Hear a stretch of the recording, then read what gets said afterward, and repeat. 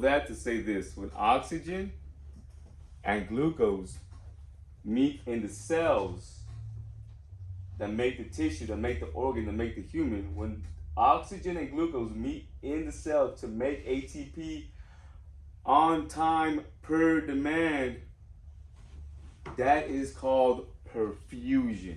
That means everything is happening exactly how it has to happen. Does that make sense? So I need you to, besides all this gibberish, I would write down perfusion equals normal.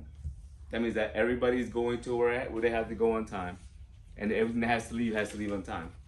So my analogy would be, this means that I'm going to work on time, and I'm leaving work on time. All right? That's all that means. Everything's normal. Nothing's out of whack. I'm not going to work late. I'm not going home late. Okay? Everything is on time.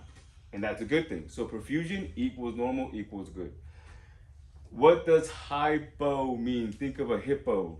Hypo. If you ever see a hippo in National Geographic, how do they look to you? You ever see them in the water? They're going low underwater and they're slow. Hippo. That reminds me of, that's how I remember hypo. Hypo means slow or low. I think of a hippo in the water. It's going slow because they're known to be slow, supposedly.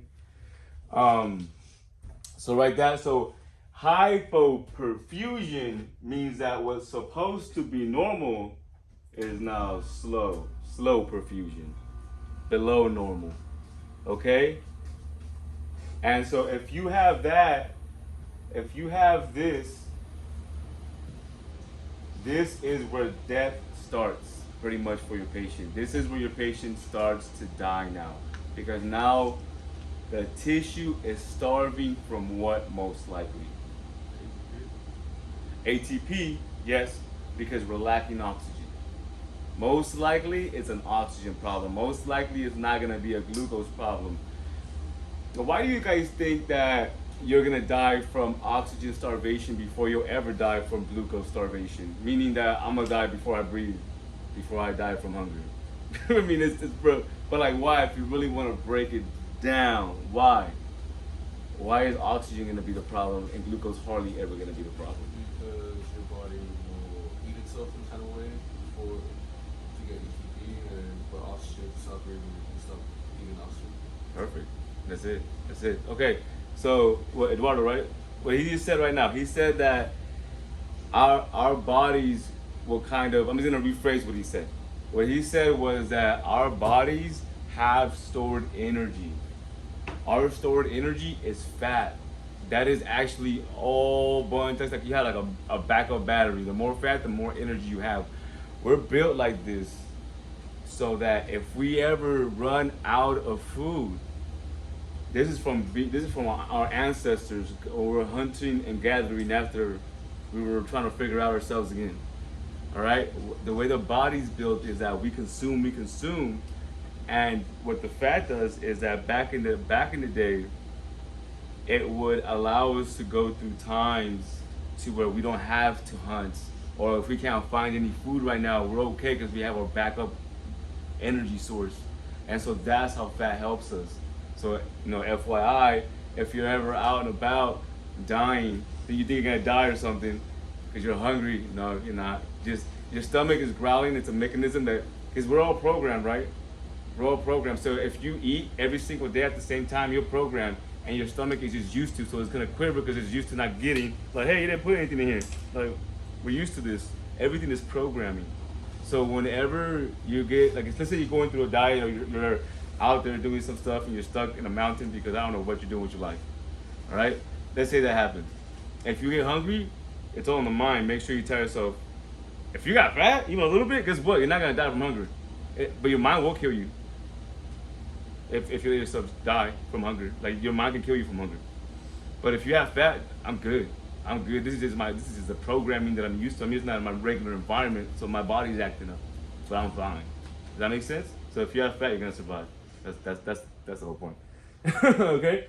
So yeah. So because we have that stored fat, glucose is rarely ever gonna be an issue unless you're diabetic, and that's a whole different thing. What I just said, I was talking about the average normal human being.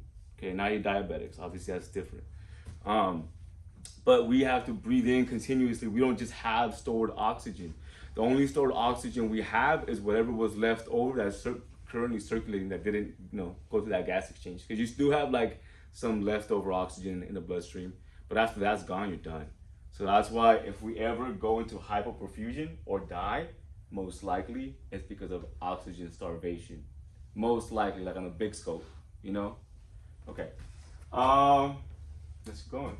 Okay, I need you guys to write these down. So actually, let's do this real quick. I'm gonna go back to something that I had.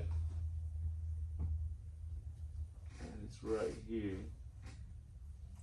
So actually, let me see.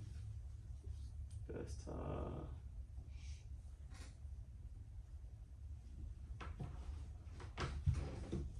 Let's go back to this.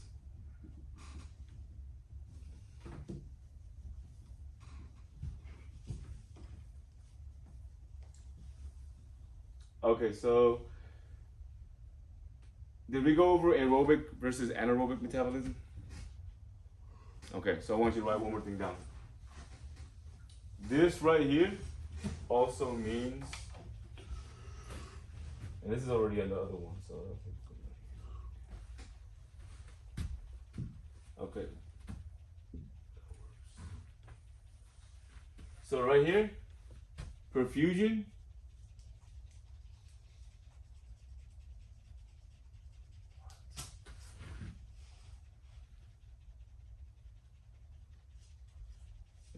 let me grab it.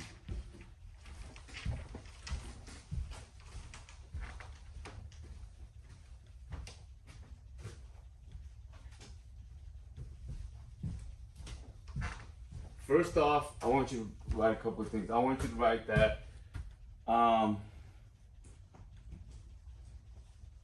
perfusion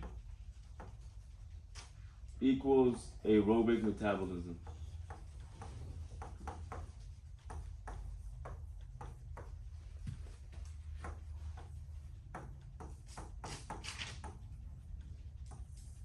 Okay, aerobic means oxygen. Metabolism means creating or process. We're making something. There's a process in place. Activity. So what this also means, it just means that we are creating something with oxygen. That's what this means. It just means there's something happening. There's a creation, a process is occurring, and oxygen is part of that equation. Okay? This also means perfusion and aerobic metabolism also means G plus oxygen equals ATP. Okay, so this is the equation that these words represent. These words represent an equation. Okay, everything is an equation. What comes out of this equation? Every time we make anything, there's always going to be a waste. What is the waste from production of what we're making here? CO2. CO2. And that's why we breathe out CO2. The O2 that comes in helps us make the ATP.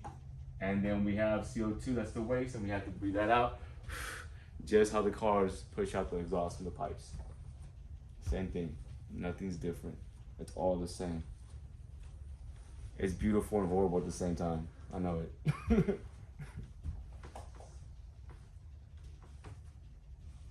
All right, and obviously